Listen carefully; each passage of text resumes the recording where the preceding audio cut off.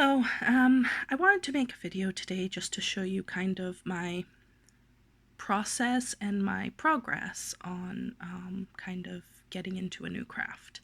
I've tried to shoot this video a few times and I keep getting disturbed by sounds and I'm a bit rambly when I speak, so I'm going to try and make this as concise as I can, and then I'll ramble at the end, so if you want to listen on, you can. So I'm going to get right into it, showing you this from kind of where I started to where I am currently, about maybe 2 months in, and then I will have my rambling at the end if you want to listen to that. So yeah, I decided to kind of take up thread painting. That's kind of what I'm calling it because it isn't proper embroidery. I've seen it described as thread painting and I quite like that. I think it really reflects kind of what's going on. When I first started, I was just kind of sketching with thread. So I had the black fabric is actually napkin because it was cheap. And I just used some tailor's chalk and I drew a rough sketch on the fabric of what I wanted to do, and then I just literally sketched out my design with stitches and layering, and as you can see, it's quite messy, and I love all the texture. Sorry if it's blurring out. I love the texture and the depth that can be achieved just with stitches, and in photographs and even in video, this looks a lot more two-dimensional than the way that your eyeballs actually perceive it. Your eyes kind of fill in a lot of the shading. It makes it look a lot more three-dimensional. So these are kind of the first ones I did, just experimenting with stitches, which are just straight to short and long stitches. They're just kind of layered, I guess. Just finding my feet, finding what I'm capable of creating with just a needle and monochromatically white thread. So yeah, I just kind of went with trees and hearing some batty bats. And then once I had done those, I moved on to trying something a little bit more complex. I did it the same way, sketched with the tailor's chalk, a very rough design, and then I just stitched on my designs, just learning as I went how to create textures and patterns and what worked best. This is Bun Bun, of course. You will maybe notice her from various other things I've I've introduced on this channel. And this is a merbat, which I thought was pretty cool. So yeah, that was just me really finding my feet, finding what I could achieve quickly with a needle and thread and a hoop and a black napkin. Then I put it away for a while, and I didn't do much with hoops at all. But about a month later, I got back to it and I decided I wanted to try color. So I had some thread, and this is my first experiment with color. As you can see, it's kind of rough. It's just a little gnome with wild strawberries. Now, all of these designs are just, I've got hundreds and hundreds of sketches that I make and I put away, just ideas that come into my head, and I use them in other things sometimes if I'm making books or whatever. So I have a lot of designs to draw on or draw from inspirationally that are all my own. So I don't really like doing other people's art. Unless it's like fan art. Sometimes I do enjoy things like Totoro or Pusheen. Obviously, those are my two main fan art kind of inspirations for things, but Yeah, mostly I like to just do my own. So yeah, I did this little gnome off of a sketch I did, and I was kind of experimenting with how I can layer colors, how I can create three-dimensional shapes. Don't know if you can see, like, some of this is quite puffy because of all the layers, and the back is an absolute nightmare because I thought I had to knot the thread.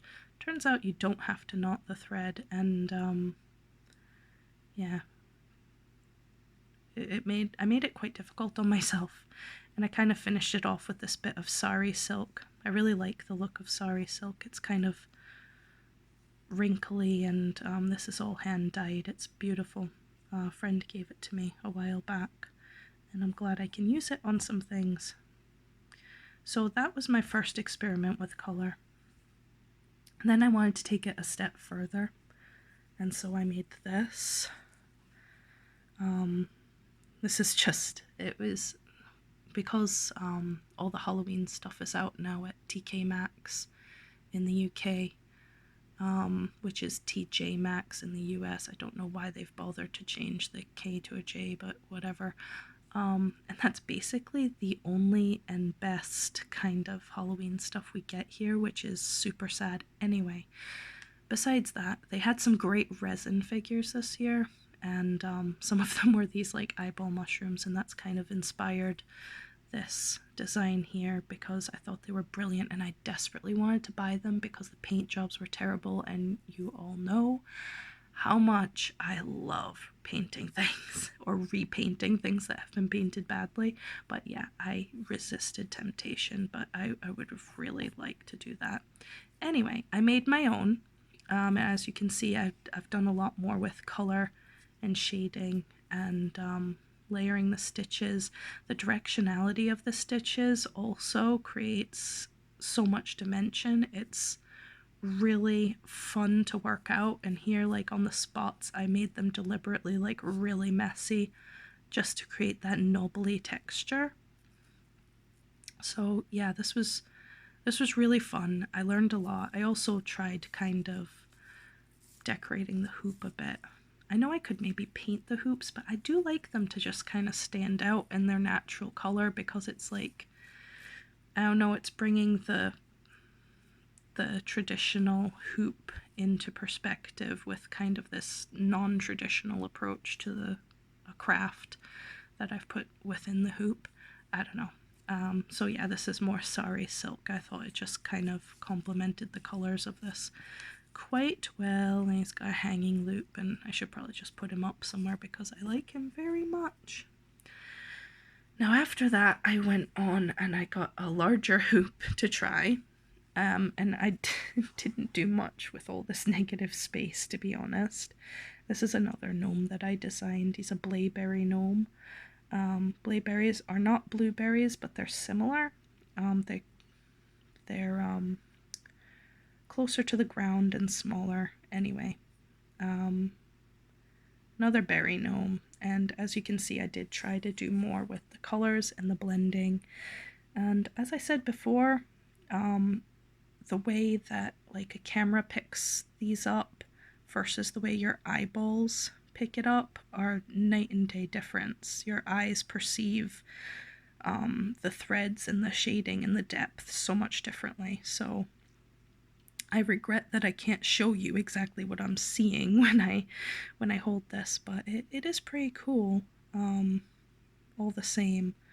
So yeah, I made some progress there, and exactly the same idea, like with the tailor's chalk, just drew a very rough sketch to help me, and I kind of sketch it out first with thread, and then I fill it in.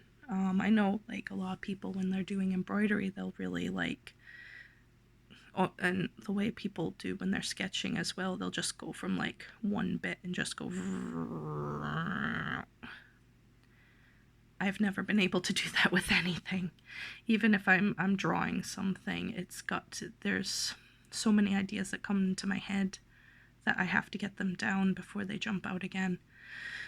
So anyway, this is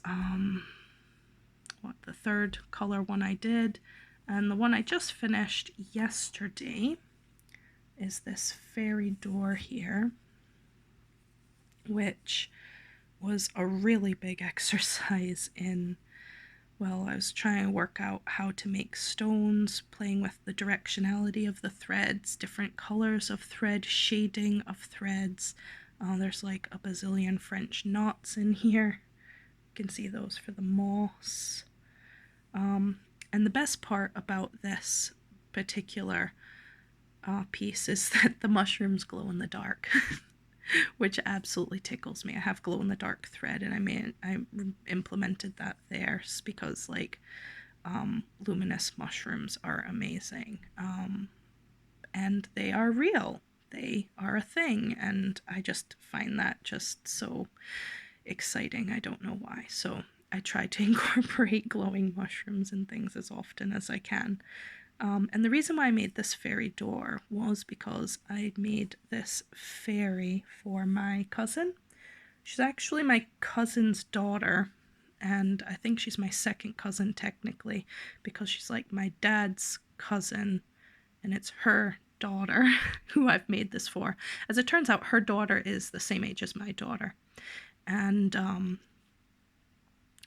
last year, I think it was, her mom took her to an art installment somewhere in Massachusetts, and they'd like yarn bombed this park, so the trees were wrapped in crochet and knitting, and they had crochet fairies hanging from the trees. It was very beautiful from the pictures I saw, and it was just a beautiful thing to like raise people's spirits and for kids to see, and it was a really beautiful art installment.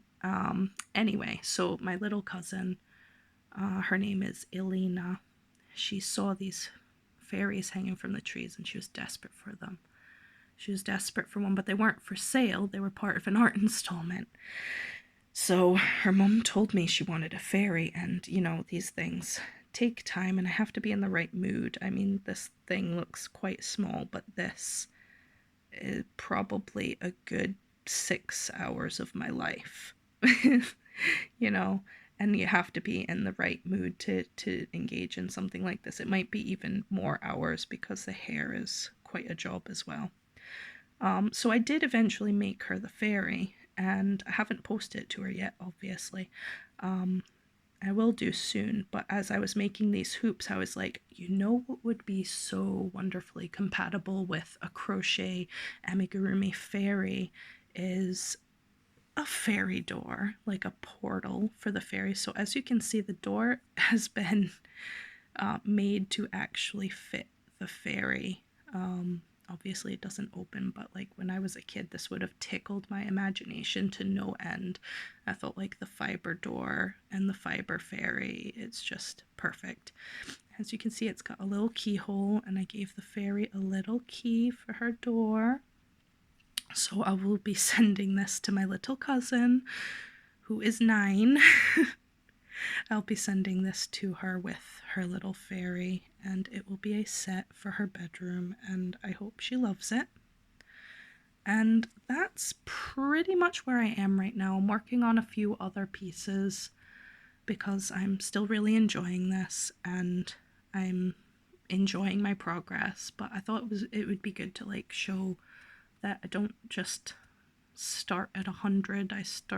It started very, very simply, with just trees, worked up to kind of creatures, all in black and white, and then worked my way up through how to apply the skills that I'd acquired into something a bit more elevated, I guess.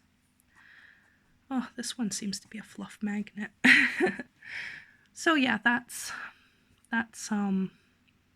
pretty much all I've got to show you just now. And there will be more. I don't know if I'll be making videos, but if you'd like to follow me on Instagram, you'll probably see more of these hoops, or whatever I move on to next. To be honest, what I really, really wanted to start playing with is stained glass, which is expensive. Like, I want to get a starter kit and just have a go at stained glass, because that's something from my childhood My mom had left me with some friend of a friend of a friend for an afternoon, and I don't know why. But this woman was in the position of babysitting me, and she didn't know what the hell to do with me. And she had this whole room dedicated to creating stained glass. And she let me have a go, and it was just such an experience for me. She helped me make a mirror. And I wish I still had it. It was just like a rectangular mirror, and there were 4 pieces of glass framing the mirror, and there were some beads glued on in a flower. But she let me design it, she let me choose the colors, she showed me the whole process of how you do it, and it was a beautiful experience. And she just probably thought she was entertaining some kid she barely knew for an hour while she watched me. For whatever reason, I genuinely cannot fathom what it was. And I don't think I ever even saw her again, if I'm honest. But it left such an impression on me. I've always wanted to try stained glass again. I think I could make some really beautiful pieces and kind of honor that memory. But yeah, stained glass is expensive. This craft right here, very, very much the opposite of expensive. So yeah, I needed something else to fixate on because I don't have the money for stained glass stuff at the moment. Maybe in the future you'll be seeing some of that from me. But for the moment, I think I'm just going to be working with thread because I've got a lot of it. And I've got a lot of hoops. And we'll see what I come up with next. I guess I don't have a whole lot else to say. I was promising more rambling, but I don't know. It's all gone out of me, hasn't it? So, yeah. If you have any questions, I'm happy to answer them. These, or some of these, not specifically these, but I may try and put some in my folksy shop. I do, excuse me, I'm getting over a cold, so my voice is a bit, my folksy shop is still open. I'm terrible at advertising, I know. So yeah, there's stuff in there. I'm gonna leave it open till probably after Christmas, and then I might shut it again if it's not really doing anything for me. But since most things are quite Halloweenish, I suppose, now's a good time for it to be open, and we'll see what happens. So yes, subscribe to my channel if you'd like to see more very, very randomly spaced videos, especially if you like Halloween stuff, because there will be more videos coming very soon that are Halloween related, craft related. Definitely follow me on Instagram if you're interested in seeing the random crafts that I put out.